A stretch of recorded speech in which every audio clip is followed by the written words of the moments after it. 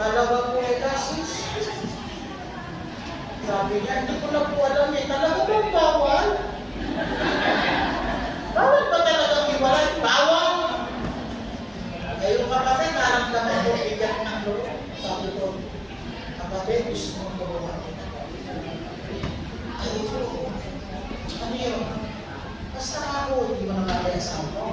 Kakanin mo lang ako.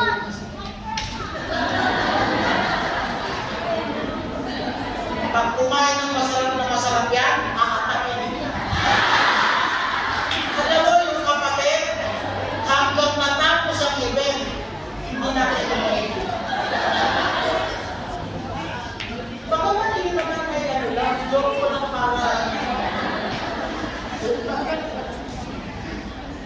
Pero mo, pag pinakain mo kasi yung pinakain ng masarap, picture, baka, kakain mo ng sumpo, alimango, maghintay ka lang ng 2 taon.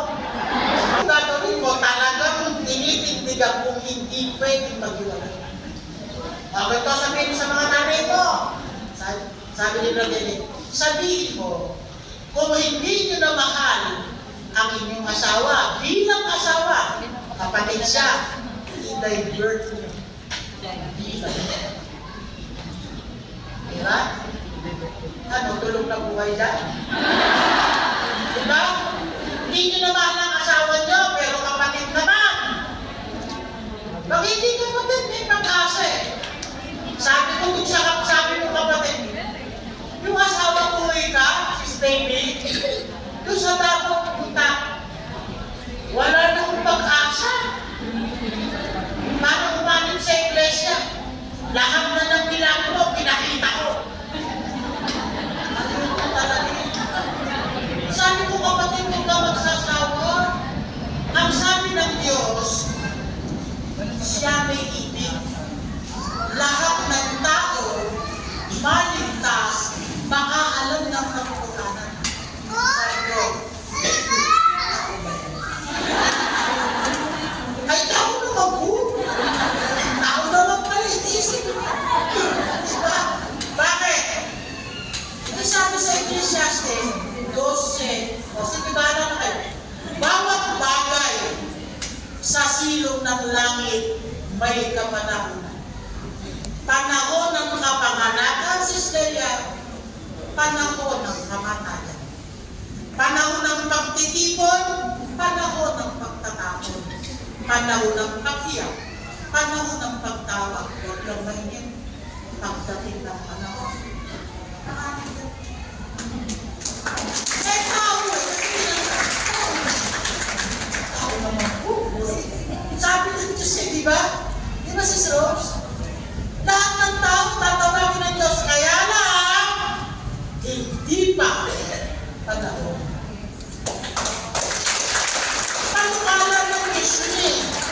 Kaya niya ginawa ang tao, ang plano ng Diyos, lahat maligtas. Eh, maaari hindi pa panahon, kaya nagwawala-wala pa. Maaari kaya lasing-lasing pa, babababae pa, hindi pa panahon. Ito nga eh. Diba? Nakapakinig ka noong 1980. Napakinig mo na ko kasi Brother Eric. Kasi yung lola mo nakikinig yan. Eh, ba't nang matawag ka? 2020 lang. Diba? Huwag niyong bigyan ng tuldok ang inyong mga asawa. Asawa din yan. Naintindihan, diba, mga kapatid? Asawa niyo yan eh. Huwag niyong tuldukan. Mas matindi ka pa ba sa Diyos? Eh, sabi ng Diyos eh. Ano niya sa mainit? Lahat ng tao, maligtas. Baka alam ng katotohanan. Eh, tao naman eh. Di ba, Sis Leia? Tao. Tao naman eh. Di ba, Brad? Yung asawa mo, kapatid na, di ba? O, sino na ang unaanin? Ikaw, di ba nagtiis ka?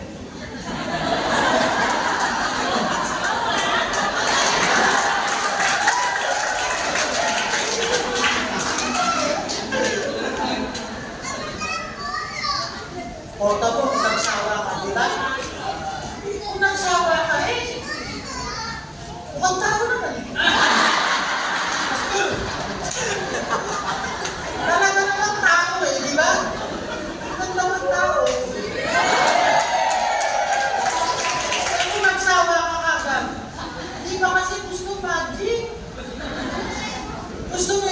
stop. Kung unaanin siya, ito na. Hindi naman tayo nagpaparami ng kaanit. Hindi tayo nagpaparami ng kebro. Ang pinararami natin, yung maliligtas. Kung tatakutin mo, pag ikaw manit, sabi ni Pilita, tandaan mo. Sa takot ng asawa, manit, walang pananampalataya. Ano mangyayari? Problema. Diba? Kung hinayaan mo siya, doktrina bukas na ba? Dali nyo asawa nyo kung hindi pa kapatid. Ano makinig na makinig? Diba yung mga story of faith? Sis Beverly, diba? Dali nyo. Malay nyo. Diba? Kung si Fernando, walang matigas na tinapay sa mainit na kape. Diba? Walang matigas na puso. Iisa lang ang sangkap natin lahat. Alam ko. Kaya yung asawa mo, alam mo kaya? Kung ikaw tinanggap mo aral ng Diyos, maghintay ka lang ng panahon, huwag ka mag-instant. Kasi ho, hindi maiwan si Galia. Kasi ho, hindi maiwan yung gano'n. Pero mo, hindi ba nakikita yung asawa mo kung panindihan ang ginawa? Para yung kapatid, kaya raw siya hindi lumagano, lahat ng salawan niya, inilulubog ng asawa, pagsama din ng gabi. Kaya nangarap ako eh. Pinagdaan ko pangalan, makita ko sana ang asawa niya. After 14 years, umanig sa iglesia. Hanggang ngayon, nandito. 14 years ang nag-church. Saan ko, Brad? Kahit kumalik ka lang ng asyon, pwede. Huwag lang umo. Diba? Biro mo. Ako walang yung mga babae yan. Biro mo yung sa laban ng asawa siya, pantalon, bababad sa kanya. Wala pa na nung 1980. Wala pa na nung dryer, no? Di pa uso yun. Sa mayayaman ng yata. Ano gagawin mo? Alangan naman isuot mo, sasampa kayo, tinutulog ko na. Nakala pa ng mga kapatid, nakikita kayo. Diba? Diba mga kapatid? Kaya hindi siya tumagano. Ako kami ni Kutrina. Bakit hindi ka tumagano, bro? Kasi wala, pero ako. Walang maisuot na sa laban. Hindi ka ako, bibili ka natin. Bibili kami ng salawan, iiwan mo ito. Magsishort ka lang, tapos pagdating dito, ando sa opisina ka po. Dalawa. Diba? Kaya wala ng Diyos. Naamit yung asawa, mas matibay pa kayo kasi nakamo. Hindi yan ano. Kung gusto yung makilala, hindi ko sabihin. Pero siyempre, yung protection ng yung kahihiyan ng kapatid.